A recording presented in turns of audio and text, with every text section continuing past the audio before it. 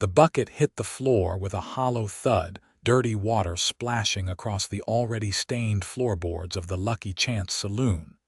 And Beatrice Zimmerman realized she had reached the absolute lowest point of her 22 years on this earth. It was November of 1883 in Jackson, Wyoming Territory, and the mountain air had turned bitter cold, seeping through the cracks in the saloon walls while she scrubbed vomit and whiskey stains from the floor on her hands and knees. Her fingers were raw, cracked and bleeding from the lye soap. Her back ached from bending over for 12 hours straight, and the leering stares of the men who stumbled past her made her skin crawl. She had not always been this desperate. 3 months ago, she had arrived in Jackson with her father, a prospector convinced that gold waited just beyond the next mountain ridge. 2 weeks after their arrival, a rockslide had taken his life, leaving Beatrice alone in a rough frontier town with exactly $4 to her name and nowhere to go. No family back east would take her in. Her mother had died when she was 14, and her father had been her only living relative willing to acknowledge her existence. The saloon owner, a portly man named Curtis with tobacco-stained teeth and wandering hands, had offered her this job. Cleaning, he said, just cleaning. But she saw what happened to the girls who served drinks upstairs, heard their muffled cries through the thin walls, and knew that Curtis expected her to graduate to that eventually. She had managed to keep him at bay for 3 months through a combination of strategic avoidance and making herself as unremarkable as possible, but his patience was wearing thin. "Hey there, sweetheart," a drunk cowboy slurred as he stumbled toward the stairs, nearly stepping on her hand. "Why do you not come up and help me find my room?" "I am working," Beatrice said flatly, not looking up from the floor. "Work on me instead," he laughed, reaching down to grab her arm. She jerked away, scooting backward with her bucket. The cowboy lost his balance and crashed into a nearby table, cursing. Curtis appeared from behind the bar, his expression dark. "Beatrice, get that cleaned up and get out. Your shift is done." She nodded quickly, grateful for the dismissal, even though it meant walking through the freezing streets to the tiny room she rented above the general store. She dumped the dirty water out back, rinsed the bucket at the pump despite the way the icy water made her hands scream in pain, and hung up the filthy apron she wore over her threadbare dress. The night air bit through her thin coat as she stepped outside. November in the Wyoming Territory was unforgiving, and winter was coming fast. She could see her breath in silver clouds as she hurried down the wooden sidewalk, past the general store, the blacksmith shop, the hotel. Jackson was a small town nestled in a valley surrounded by mountains, growing slowly as cattlemen and settlers moved into the territory. The Teton Peaks loomed in the distance, already capped with snow that gleamed ghostly white under the half-moon. She was so focused on getting to her room and huddling under her single blanket that she did not notice the man on horseback, until his voice cut through the darkness. "Evening, miss. You ought to be more careful walking alone this time of night." Beatrice looked up sharply, her hand automatically moving to the small knife she kept in her pocket. The rider sat astride a large bay horse, his silhouette broad-shouldered against the starlit sky. As he moved closer, lamplight from a nearby window illuminated his face. He was perhaps 30 years old, with dark hair under a worn Stetson, a strong jaw shadowed with stubble, and eyes that seemed both serious and kind. "I am just heading home," she said cautiously. "I do not mean to frighten you. Name is Quinton Keller. I have a ranch about 6 miles north of town. I came in to pick up supplies, got delayed, and I am heading back now." He touched the brim of his hat. "Just wanted to make sure you got where you are going safely. These streets are not always friendly to young women after dark." I appreciate your concern, Mr. Keller, but I can take care of myself. I am sure you can. Still, I would feel better knowing you made it home. Where are you headed? She hesitated, then gestured to the general store. I rent a room upstairs. Then I will wait until you are inside. It was not a question, and something in his tone suggested he was the kind of man who did what he said. Beatrice nodded slowly and continued walking, very aware of the horses' hoofbeats following at a respectful distance behind her. When she reached the external staircase that led to her room, she turned back. Quinton Keller was still there, sitting straight in his saddle, watching. "Thank you," she called out, surprised to find she meant it. "Sleep well, miss." He waited until she had climbed the stairs and opened her door before turning his horse and heading down the street. Beatrice closed the door behind her and leaned against it, her heart beating faster than the cold alone could account for. In 3 months in Jackson, no man had shown her simple courtesy without expecting something in return. She shook her head, dismissing the strange warmth in her chest. A man like that, clearly prosperous enough to own a ranch, would have no real interest in a saloon cleaning woman. He was just being polite, the way any decent person would. She lit her single candle and looked around the tiny room that was barely large enough for a narrow bed, a washstand, and a small trunk containing everything she owned. The walls were thin, and she could hear the wind whistling through gaps in the boards. Winter was coming, and she did not know how she would survive it. The next morning, she woke before dawn as always, washed her face in water so cold it made her gasp, and put on the same worn dress. She had 2 dresses total, and they were both faded, patched, and getting threadbare. Her stomach growled, reminding her that she had not eaten since yesterday morning. Food cost money, and most of her wages went to rent and the cheapest lamp oil she could find. When she arrived at the Lucky Chance, Curtis was waiting. "Beatrice, we need to talk." Her stomach dropped. "Yes, sir. You have been here 3 months and you have been a good cleaner, but I need girls who can do more than clean. You understand what I am saying?"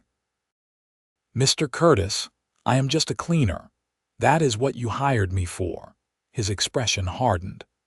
"And I am telling you that is not enough anymore. You either start serving drinks and being friendly to the customers upstairs, or you find yourself other employment. I am running a business here, not a charity. Please, I need this job. I will work harder. I will take on extra hours. It is not about working harder, girl. It is about working smarter. You are young, pretty enough under all that grime. You could make good money. Better than what I am paying you to scrub floors. I cannot do that. Then you are done here. Get out." "Mr. Curtis, please, I have nowhere else to go."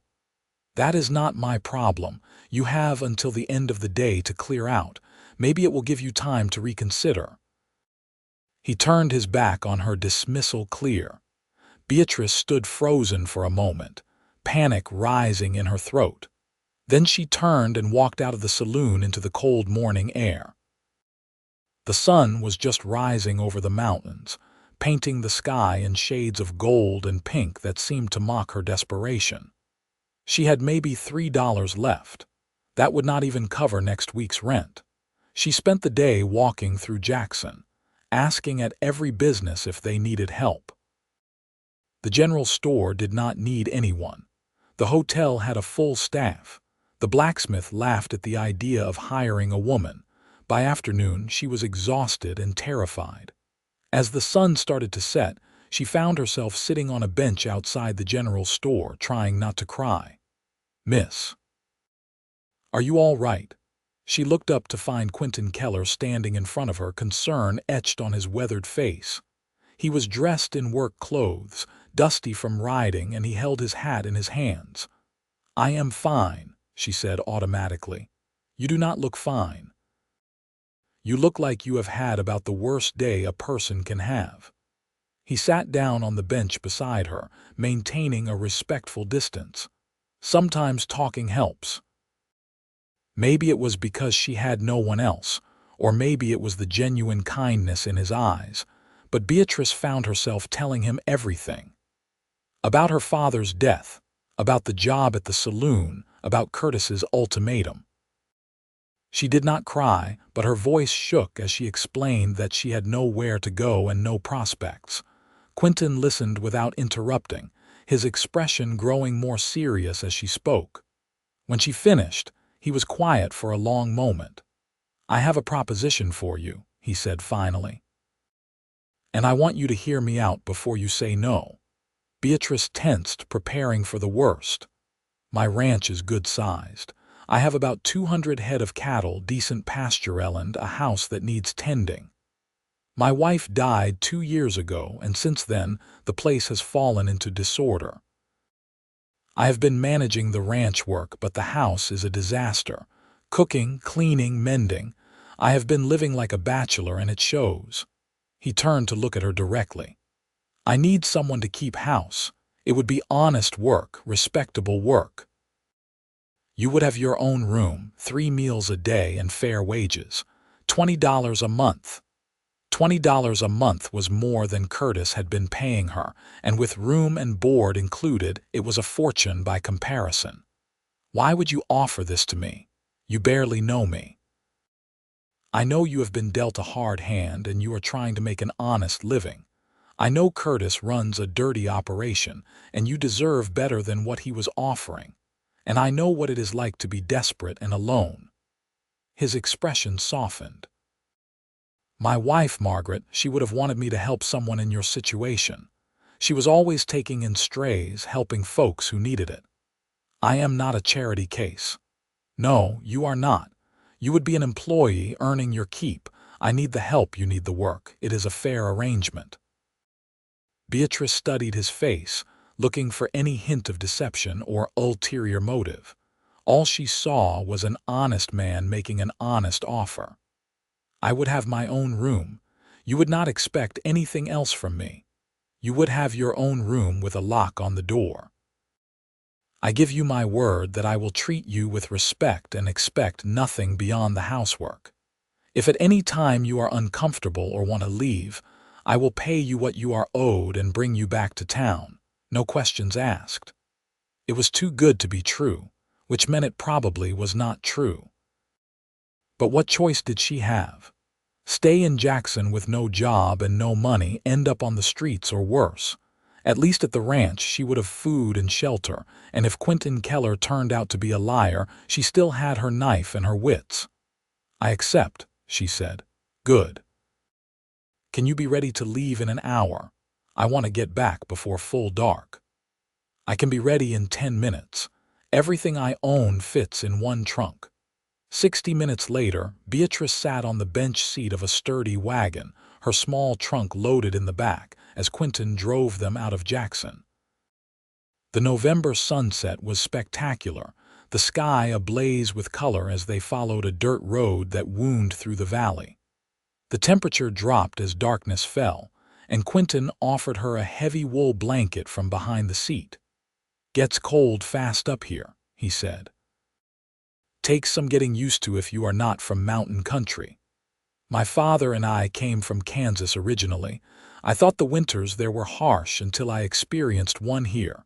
Kansas, long way from home. I do not have a home anymore." He glanced at her, and something in his expression suggested he understood that feeling all too well. The ranch appeared as a cluster of dark buildings against the mountainside, barely visible in the twilight. As they drew closer, Beatrice could make out a 2-story log house, a large barn, several outbuildings and corrals. Quinton pulled the wagon up to the house and set the brake. "Welcome to the Keller Ranch," he said, climbing down and offering her a hand. She accepted his help, her legs stiff from the cold ride. He grabbed her trunk like it weighed nothing and led her up the porch steps to the front door. The house was dark inside, and he lit a lamp, revealing a large main room with a stone fireplace, rough-hewn furniture, and a layer of dust over everything. "I told you it was bad," he said, almost apologetically. The kitchen is through there, and there are 3 bedrooms upstairs. You can take the one at the end of the hall. It has a good stove pipe running through it, so it stays warmer than the others." He carried her trunk upstairs while she followed, taking in the details of the house.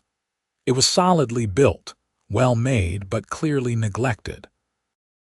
The bedroom he showed her was larger than her entire room in Jackson had been, with a real bed, a dresser, a washstand, and a window that looked out toward the mountains. "There is a lock here," he said, demonstrating the bolt on the inside of the door.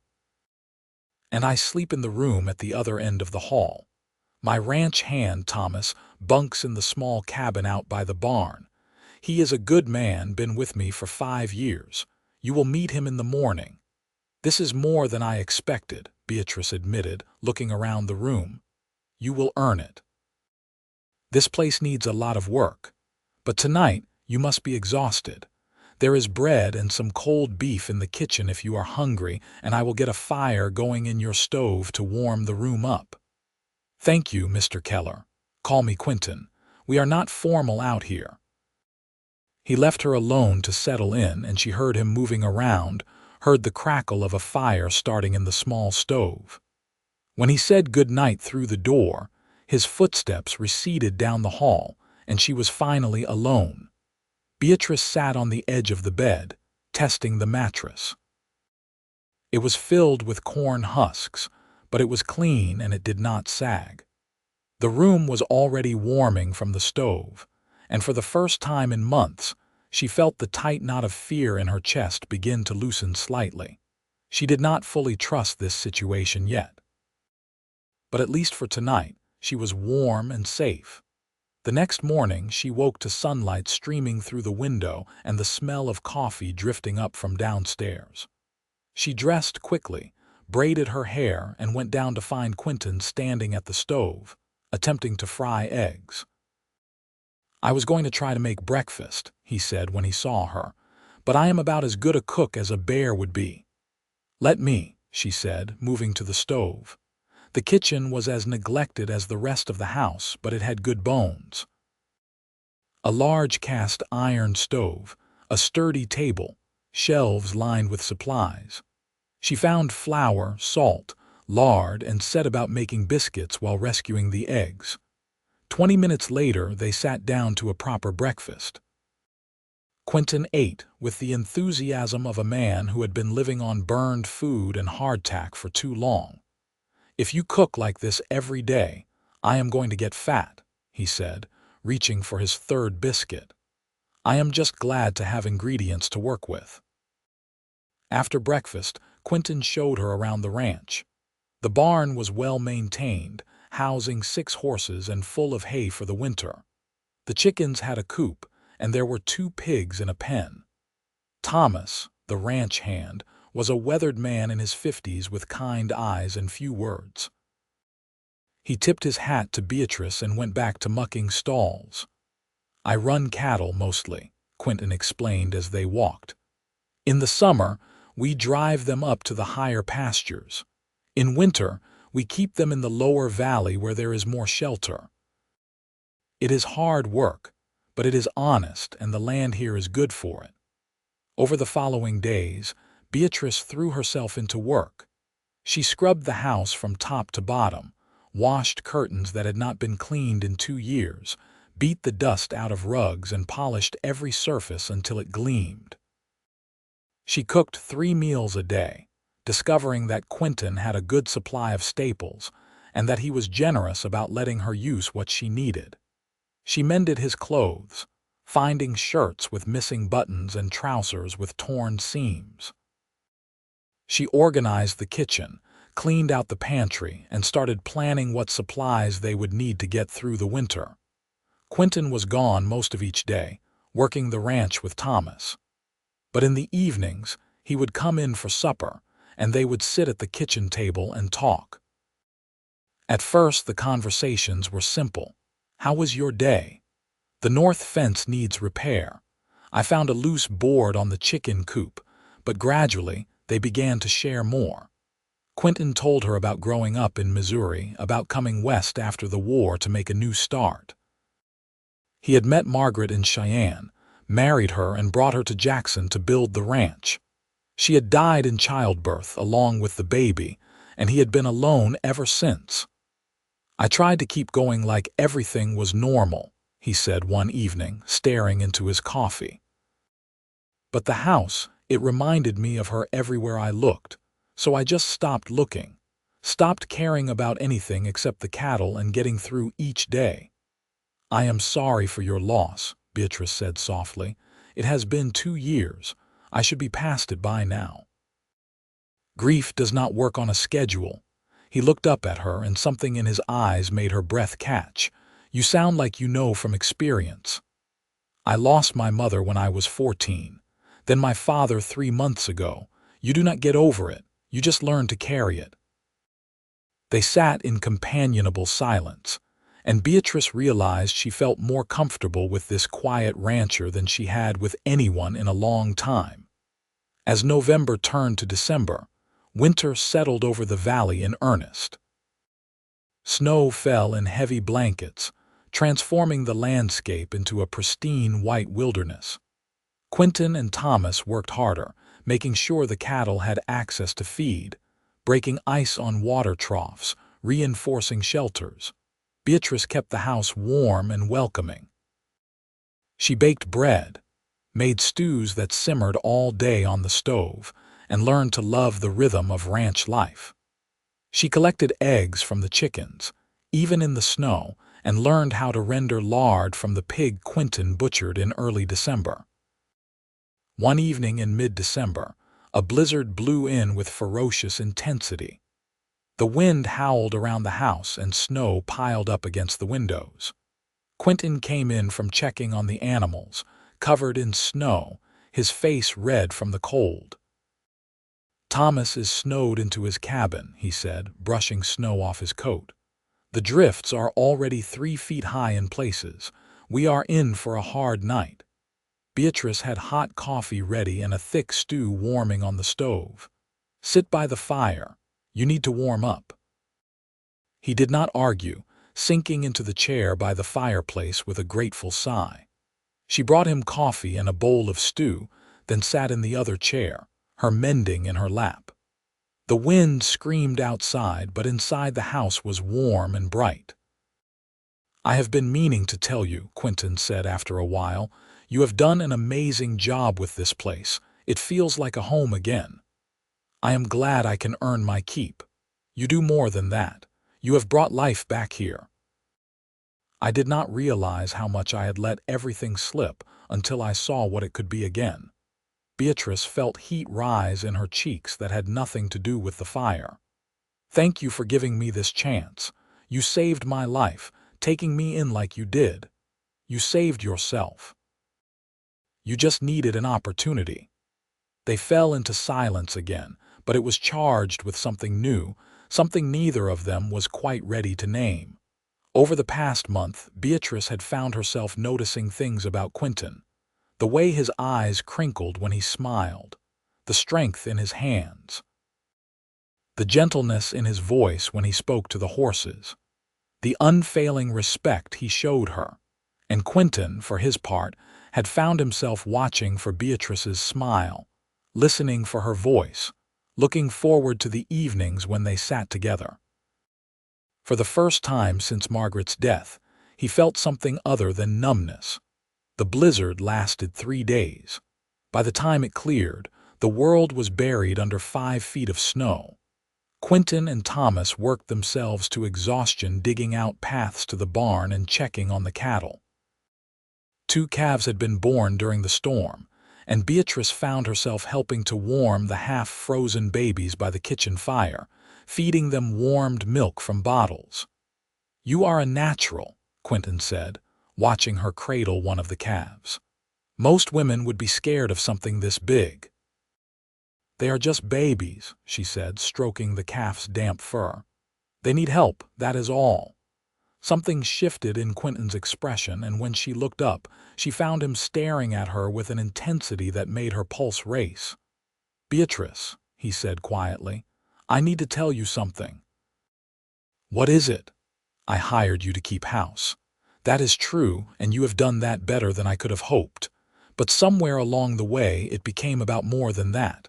I find myself thinking about you when I am out working, wondering what you are doing, looking forward to coming back to the house because you are here.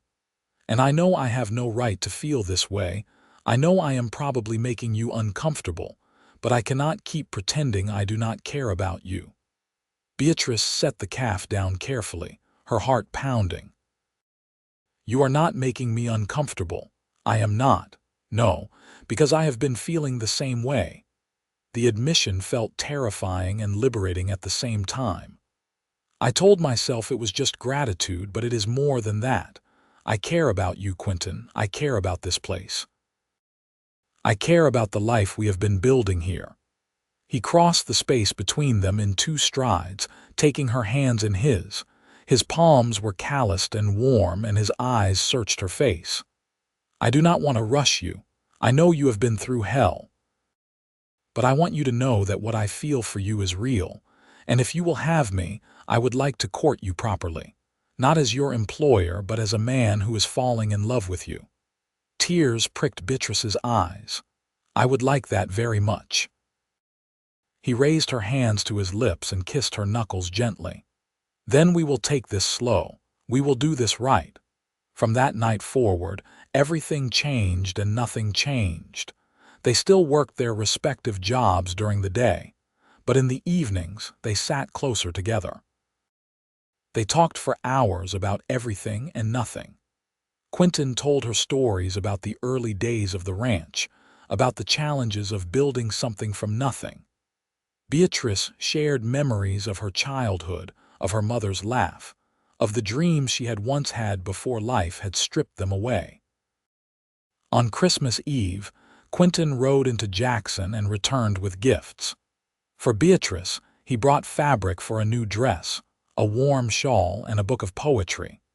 She had made him a new shirt from cloth she had been saving, embroidered with careful stitches. "This is the finest shirt I have ever owned," he said, running his fingers over the embroidery. "And this is the most thoughtful gift anyone has ever given me," she replied, clutching the book to her chest.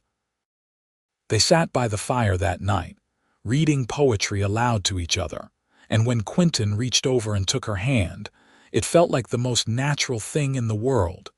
January was brutally cold, but February brought a slight thaw. On Valentine's Day, Quinton took Beatrice on a sleigh ride through the snow-covered valley. The horses pulled them smoothly over the white landscape, and the mountains rose around them like sentinels. He had packed a basket with food and a thermos of hot coffee, and they stopped in a sheltered grove of pines. "I want to ask you something," Quinton said as they sat side by side on a blanket spread over the sleigh bed. "Ask me anything. When you look ahead at your life, what do you see? What do you want?" Beatrice thought about it carefully. 3 months ago, I would have said I just wanted to survive, to have enough food and a safe place to sleep. But now I want more than that. I want a real home. I want to build something that matters. I want to wake up every morning next to someone who loves me and who I love in return. I want children, maybe someday. I want a life full of purpose and meaning." She turned to look at him. "I want all of that with you if you will have me." Quinton pulled a small box from his coat pocket and opened it to reveal a simple gold band. "I bought this in Jackson last week. I have been carrying it around, trying to find the right moment. Beatrice Zimmerman, would you do me the honor of becoming my wife?" "Yes," she whispered, and then louder, "Yes, absolutely yes." He slipped the ring onto her finger and then he kissed her. It was gentle and sweet and full of promise, and when they finally pulled apart, both were smiling. "We will do this right," he said. "I will speak to the preacher and we will have a proper wedding, maybe in the spring when the weather is better. Or we could do it sooner," Beatrice suggested. "I do not need a big ceremony, I just need you." They were married 2 weeks later in the small church in Jackson, with Thomas as witness and a handful of townspeople in attendance. Beatrice wore a simple blue dress she had made from the fabric Quinton gave her for Christmas, and she carried a bouquet of dried wildflowers. Quinton wore his best suit and could not stop smiling.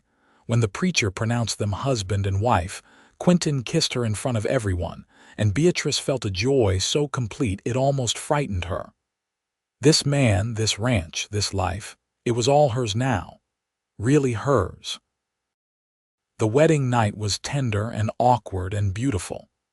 They learned each other slowly, with patience and gentleness. Quinton was careful with her, aware that she had likely never been treated gently by a man before, and Beatrice opened herself to him, trusting him completely. Spring came to the valley in a rush of green growth and wildflowers. The cattle were driven up to higher pastures, and the ranch hummed with activity. Beatrice planted a garden, coaxing vegetables from the rich soil. She also started keeping chickens, expanding the flock, and she learned to ride a horse so she could explore the ranch with Quinton. They fell into the rhythm of married life easily. They worked side by side during the day and fell into each other's arms at night. They argued occasionally about small things like whether to buy a new bull or fix the barn roof first, but they always talked through their disagreements with respect. In June, Beatrice realized she had missed her monthly courses. She waited another month to be sure, and then she told Quinton over breakfast one morning, "I think I am with child." He dropped his fork, his eyes going wide. "Are you certain?" "As certain as I can be without seeing a doctor, but all the signs are there." Quinton came around the table and pulled her into his arms, holding her tight. "A baby. We are going to have a baby. Are you happy?" she asked, suddenly nervous. "Happy, Beatrice, I am overjoyed. Terrified but overjoyed." The pregnancy progressed smoothly. Beatrice glowed with health, and Quinton became increasingly protective.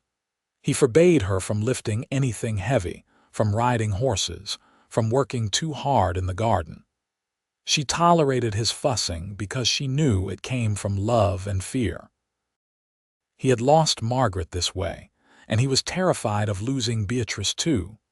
In February of 1885, on a snowy night much like the one when Beatrice had first arrived at the ranch, she went into labor. Quinton rode through a blizzard to fetch the midwife from Jackson, a capable woman named Mrs.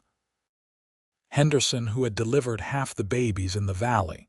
The labor was long and difficult.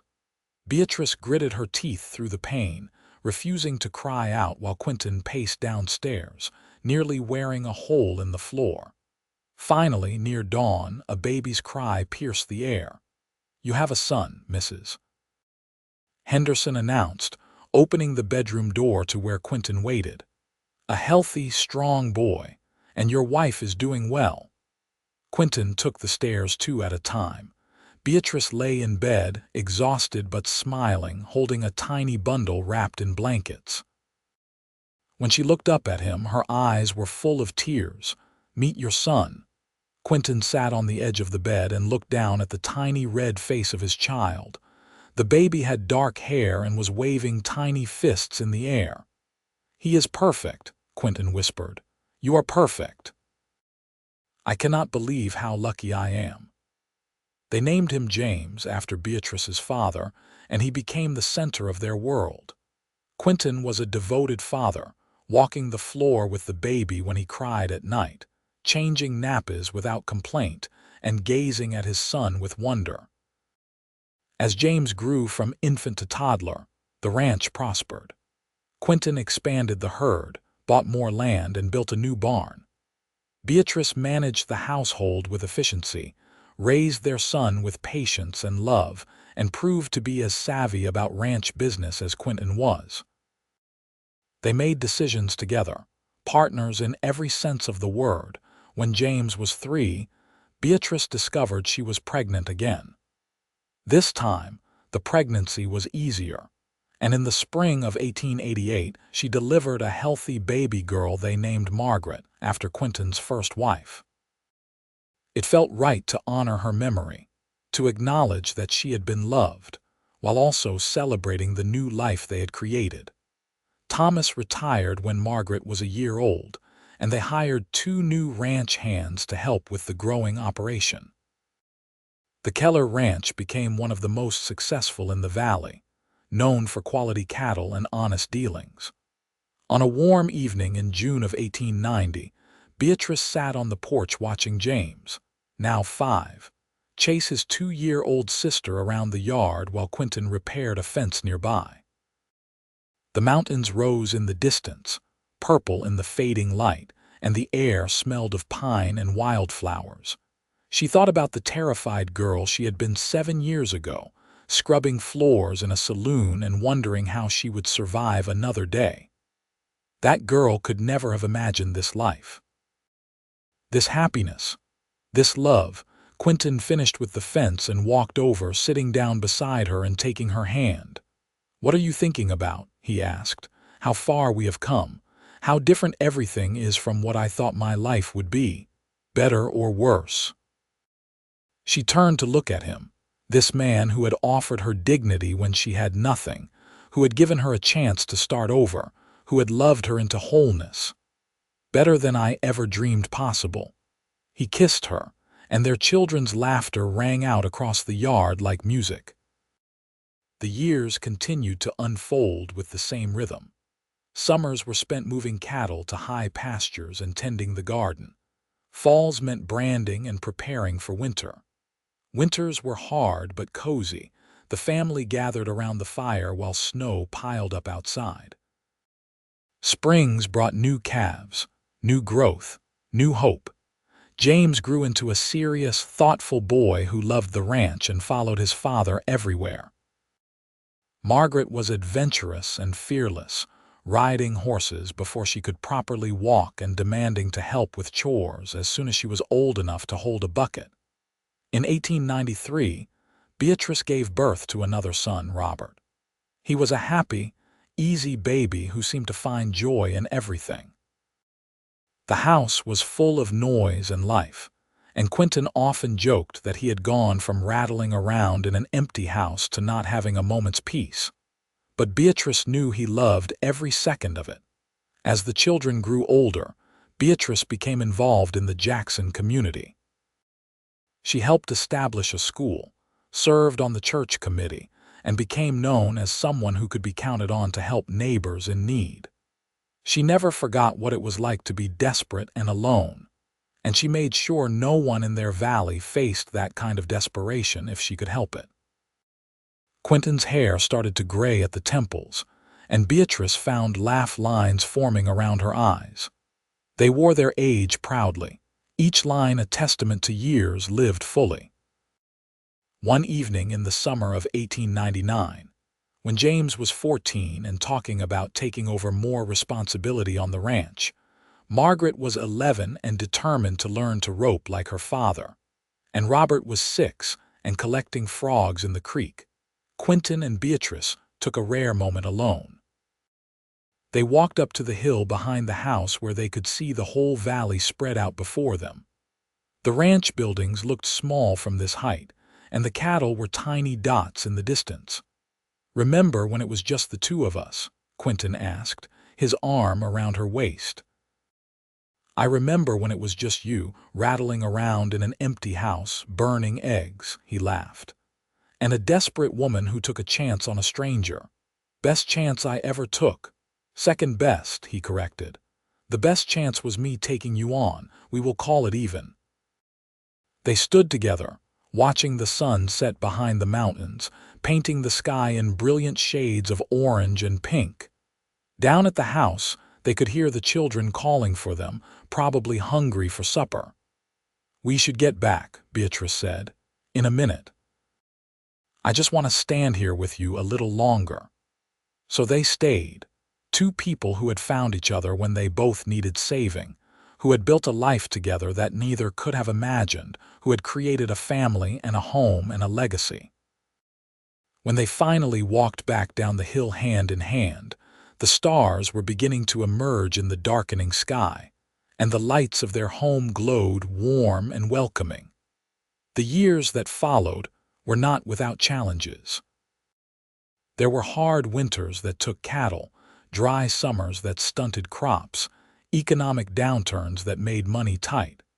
James went through a rebellious phase at 16, and Margaret broke her arm falling from a horse. Robert struggled with his studies and needed extra help learning to read.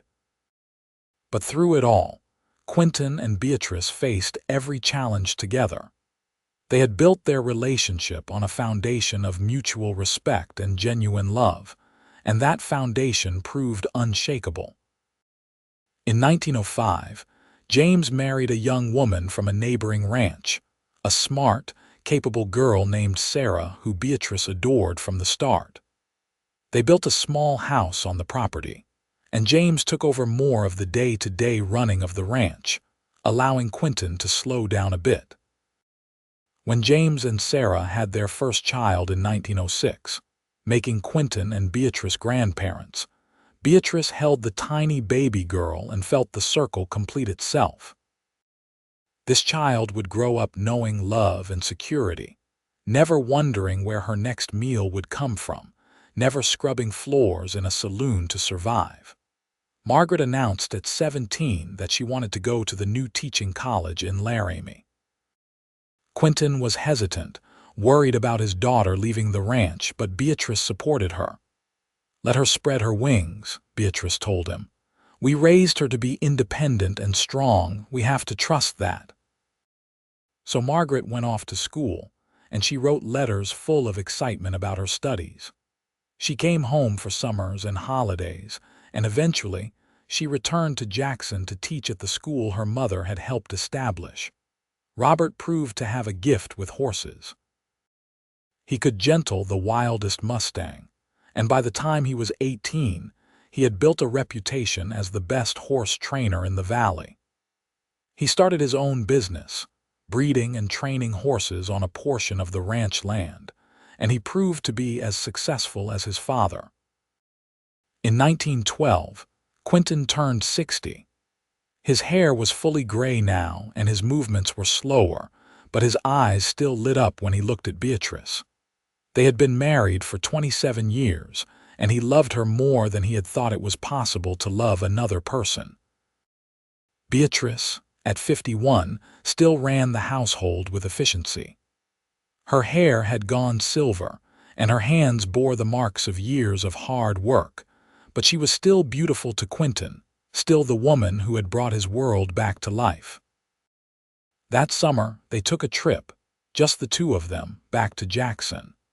The town had grown significantly since Beatrice had first arrived nearly 30 years before. Electric lights had come to some of the buildings, and there was talk of paved roads. The Lucky Chance Saloon was still there, though under new ownership. Curtis had died years before, unmourned.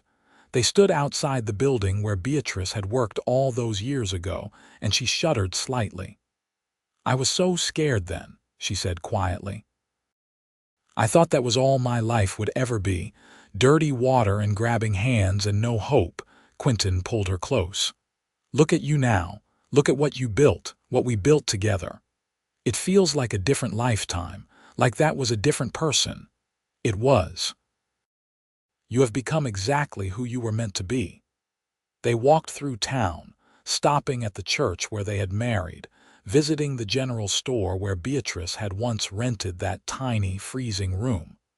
The current owner did not even remember her, which somehow seemed fitting. That desperate girl was gone, transformed into a confident, beloved woman who had made a real difference in the world. As they drove back to the ranch in a modern automobile that Robert had convinced Quinton to buy, Beatrice reflected on the strange paths life could take. If her father had not died, if she had not been desperate enough to clean that saloon, if Quinton had not ridden into town that particular night, if he had not offered her a chance, everything would be different. But all those pieces had fallen into place exactly as they needed to, bringing her to this moment, this life, this love. The next few years passed peacefully. James and Sarah had 3 more children, filling the ranch with grandchildren who adored their grandpa Quinton and grandma Beatrice. Margaret married a fellow teacher, a kind man named Peter, and they had 2 children of their own. Robert married late, at 32, to a widow with a young son, and they added 2 more children to the family. The Keller Ranch continued to prosper under James's management, and Quinton was content to step back and enjoy watching his legacy grow. He spent his days teaching his grandchildren to ride, telling them stories, and sitting on the porch with Beatrice. In the spring of 1920, Quinton caught a cold that turned into pneumonia. At 68, his body did not fight it off as easily as it once would have. For 3 weeks, he battled the illness, with Beatrice never leaving his side.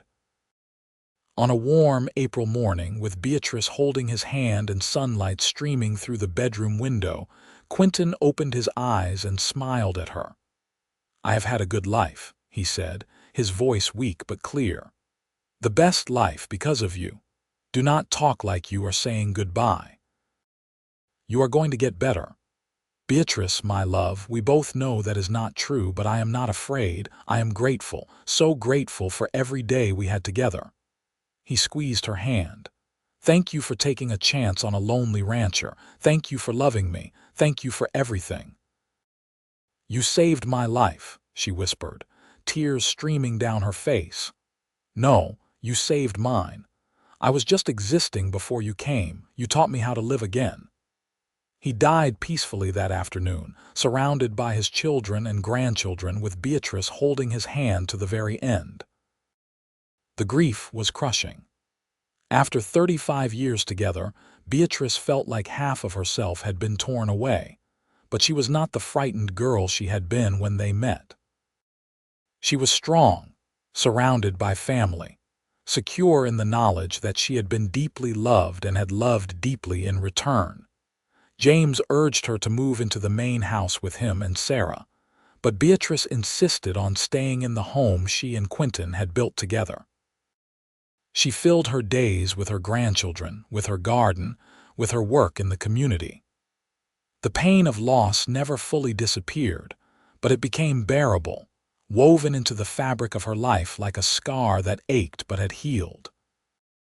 She lived for another 15 years, dying peacefully in her sleep in 1935 at the age of 74. She was buried next to Quinton on the hill behind the ranch house, the place where they used to watch the sunsets together. At her funeral, James told stories about his parents' love story, about how his mother had come to the ranch with nothing but a trunk of worn belongings and a desperate hope, about how his father had offered her dignity and a new start, about how they had built something beautiful together. The Keller Ranch continued through the generations, each new family adding to the legacy. But at its heart, it remained what Quinton and Beatrice had made it, a place of hard work, honest living, and love. Years later, when James's grandchildren asked about the people buried on the hill, he would tell them about Quinton and Beatrice, about the rancher and the saloon cleaner, about how love could bloom in the most unlikely circumstances, about how offering someone a second chance could change not just one life, but generations to come. And on summer evenings, when the sun set behind the Teton Mountains and painted the sky in brilliant colors, the family would sometimes gather on that hill and remember the 2 people who had started it all.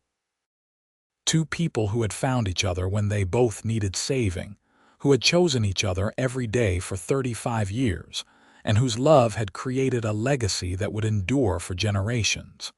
The ranch still stood, solid and prosperous.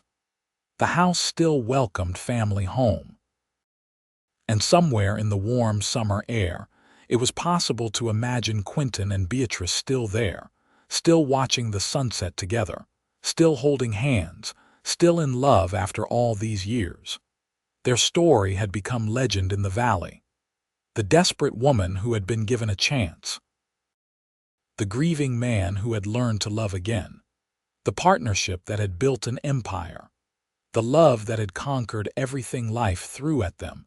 It was a story worth telling, worth remembering, worth passing down through the generations. Because at its heart, it was a story of hope. Hope that even in the darkest moments, even when all seems lost, life can surprise you. Love can find you. Second chances exist.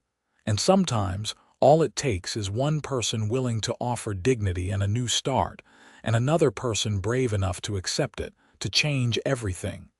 The end.